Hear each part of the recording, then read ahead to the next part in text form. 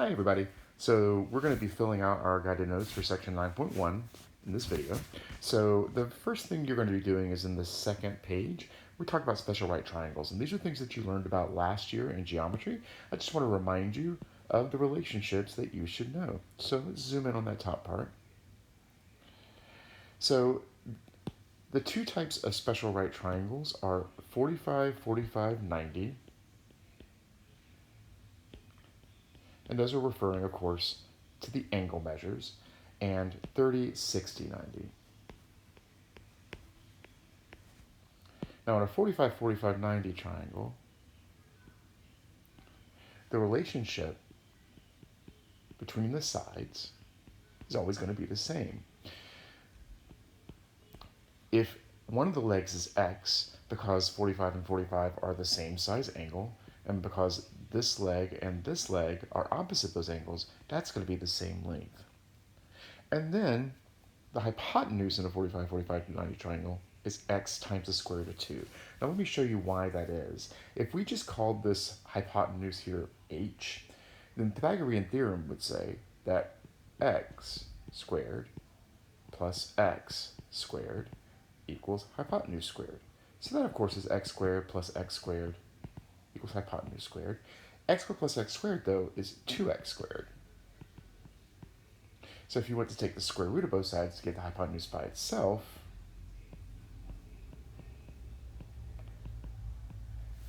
of course, you wouldn't ignore the negative there. It's supposed to be typically plus or minus, but this is the side length. And then if you wanted to simplify that radical, I've got a pair of x's in there, so an x can come out. And that's why the hypotenuse is x times the square root of 2.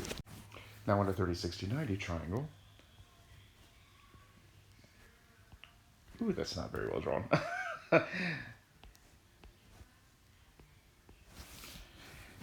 The side opposite the 30-degree angle is the shortest side, because the 30-degree is the smallest angle. We're going to call that x.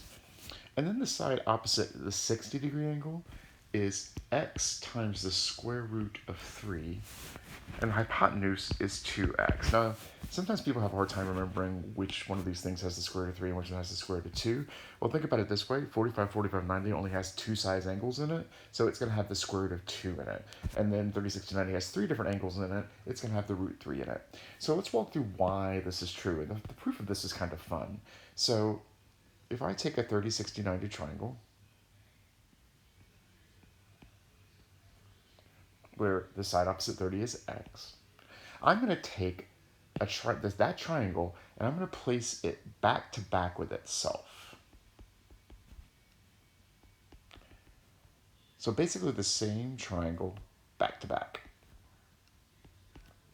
Now, if you look at the big triangle that's formed, that is now a 60, 60, 60 triangle, which is an equilateral triangle. So the sides of that are all equal. So if you look at this big side here, that's x plus x, which means that's 2x, which means the hypotenuse of my original triangle is also 2x.